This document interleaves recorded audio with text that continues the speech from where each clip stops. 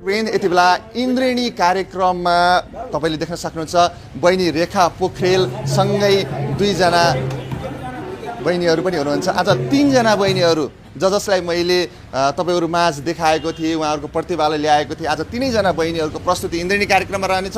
बहिनी रेखा सँगै बहिनी सङ्गीता र यता रञ्जिता पनि हुनुहुन्छ। अहिले बजारमा गाउँ-गाउँबाट ल्याएका प्रतिभाहरू धेरै हुनुहुन्छ। आज इन्द्रेणीमा आउनुभएको छ, सबैलाई स्वागत छ। इन्द्रेणीमा चाहे मेची, चाहे महाकाली, चाहे हिमाल, चाहे तराई, इन्द्रेणी हो। 1 रुपियाँ पनि कसैको खर्च नहुने, क्षमतासम्म विश्वका दर्शकसँग पुलको काम गर्ने। त्यसकारण धेरै धेरै धन्यवाद छ भाइहरू तपाईहरुलाई। म चाहिँ कृष्ण दाइको नाममा चाहिँ के भन्न चाहन्छु भने विशेष गरी है कृष्ण दाइकै लागि ठाउँ ठाउँमा तपाईहरुले हेर्न सक्नुहुन्छ। यो काठमाडौँमा कति ठाउँ स्कुल होला? लगभग आधा ठाउँ जतिमा त आधा स्कुलहरुमा चाहिँ दाइले निशुल्क रूपमा पढाइराख्नु भएको छ। विद्यार्थीहरूलाई, गरिब दुखीहरूलाई पढाइराख्नु भएको छ। म जुन स्कुलमा जाँदा पनि कृष्ण दाइको विद्यार्थी त हाम्रो यहाँ पनि छ नि भनेर भन्नुहुन्छ। धेरै ठाउँमा मैले तिर्दिया छु हैन, 1-2 ठाउँमा त्यस्तो तिर्न पनि छ। उहाँहरुलाई धन्यवाद। तर त्यसको लागि चाहिँ एकदमै धेरै धेरै धन्यवाद दिन चाहन्छु कृष्ण दाइ हैन। कृष्ण दाइले गरिरहेको यही काम देखेर नै मैले पनि यही काम तपाईकै मार्गदर्शकमा हिँड्ने प्रयास मैले पनि गरेको हो। तपाईलाई देखेर केही सहयोगको भावना मनमा जागिसकेपछि म पनि पछि केही सहयोगको काम गर्दै गर्दै हिँडेको मात्रै हो। त्यो कारणले गर्दा कृष्ण दाइ हाम्रो अभिभावक हो, उहाँलाई चाहिँ म सर्वप्रथम धेरै धेरै धन्यवाद दिन चाहन्छु। अनि त्यसै गरी अहिले पछिल्लो समय हैन तपाईहरुले देखिरहनु भएको छ हैन, एक छत्र एउटा राज गर्न सफल बहिनी रेखा पोखरेल हैन। सांगीतिक क्षेत्रमा अहिले उहाँको ठुलो चर्चा छ। बहिनीलाई आज इन्द्रेणीमा ल्याइरहेका छौँ। त्यसै गरी केही समय अगाडि कैलालीदेखि आएकी चौधरी समुदाय, थारू समुदायकी बहिनी सङ्गीता चौधरी पनि आज इन्द्रेणीमा आउनु भएको छ। त्यसै गरी अर्घाँचीबाट मैले ल्याएकै बहिनी रञ्जिता विक्क पनि आज इन्द्रेणीमा आउनु भएको छ। तीनजना बहिनीहरूको आज जोरदारको प्रस्तुति रहनेछ। साथमा यता सन्दीप दाई पनि हुनुहुन्छ, मेरो प्यारो दाई लालुमाई दाई सन्दीप दाई हुनुहुन्छ। यता रोशन सर पनि हुनुहुन्छ, कता जानुभयो? रोशन सर हुनुहुन्छ, दीपक सर हुनुहुन्छ हैन। आज विशेष रमाइलो पनि हुनेछ इन्द्रेणीमा हैन। यो भिडियो तपाईहरुमा पुगेको छ भने इन्द्रेणी को कार्यक्रम आज कार्यक्रम हेर्न चाहिँ नछुटाउनु होला। तलकै पिटिसक्नु भयो कि आज उहाँलाई पनि 3 जना हैन 4 जना पाल्पाली आमा पाल्पादेखि आज विशेष छ। हेर्नुस्, पाल्पाली आमाले पाल्पादेखि आएर इन्द्रेणीमा तलका पिटिसक्नु भएको छ। अनि अब यी 3 बहिनीहरूले आज तलका पिट्दै हुनुहुन्छ। त्यसको लागि इन्द्रेणीको आउने एपिसोड चाहिँ तपाईहरुले नछुटाउनु होला हैन। के चाहिँ भयो भन्ने कुराहरु देखिसक्नु भएको छ। कलाकारको चित्र क्यामेराम्यान बन्द गरी हेर्न जानुस् भित्र हैन। आज भोजराजी र मेरो हिजो कुरा भएको थियो।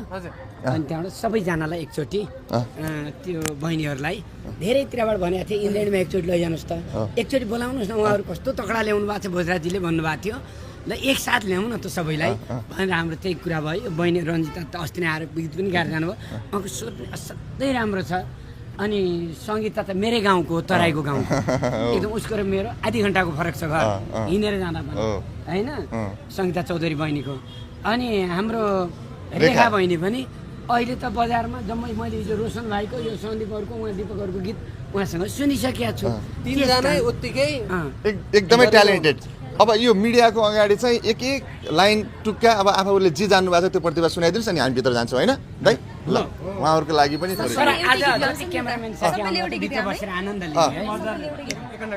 गीत?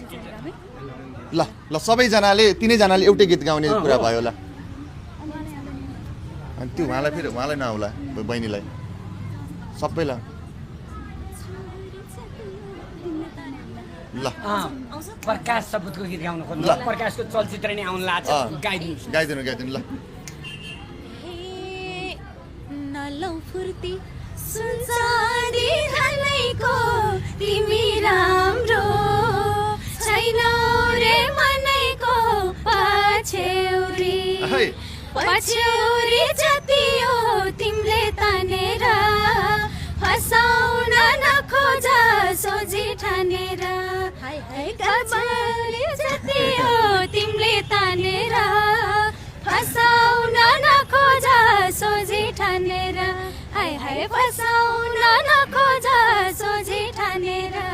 धेरै धेरै धन्यवाद। मैले चाहिँ के सोचेको थिएँ भने तीनजनाले आफूले गाएको जुन गीत छ नि तपाईँले गाउनु भएको अलिअलि गीत थोरै गाइदिनुहोस् भन्न खोजेको हो क्या खास। ल पहिला यता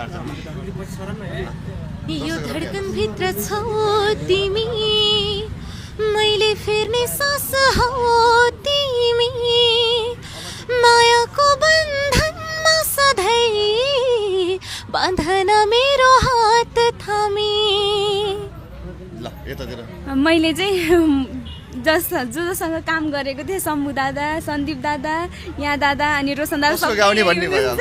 म कसको गाउने भन्नेमा छु तर पछिल्लो समयमा अलि धेरै ऊ भएको तर युट्युबमा राम्रोसँग जान सकेको छैन हेरिदिनु भएको छैन त्यो गीत चाहिँ गाउन चाहन्छु सन्दीप दादा अनि उहाँ दादा के भण्डारी दिपक भण्डारी दादा हाम्रो गाउँ चाहिँ उसकै काखमा लुटुपुटु हुन पाए पनि एक कस्तो हुन्थ्यो होला उसलाई छुन्न पाए पनि ए मायाले मन छोला जस्तो छ मलाई हेरे मुसुक्क मुस्कुराए उनी हाय अब के होला जस्तो छ मलाई हेरे मुसुक्क मुस्कुराए उनी हाय अब के होला जस्तो छ होला जस्तो छ यही गीतको टिम पनि यहाँ छ है सन्दीप दाई हुनुहुन्छ त्यसै गरी हाम्रो के अरे दिपक सर हुनुहुन्छ त्यसै गरी हाम्रो मोडेल ल यता हेर्नुहोस् त नव मोडेल एकदमै उहाँले एकदम राम्रो प्रस्तुति उहाँको डान्स हेर्न सकिन्छ है त्यहाँ तपाईँहरू हेर्न सक्नुहुन्छ यता पनि हुनुहुन्छ है हाम्रो सर अब बहिनीको सुनौ स्वार्थले मन भरे से स्वार्थै ठुलो हुने म सोझेता त्यही स्वार्थीलाई सम्झे रोने कसले भन्यो पश्चिमबाट घाम लाउँछ अरू सबै माग सानो आँसु नमाग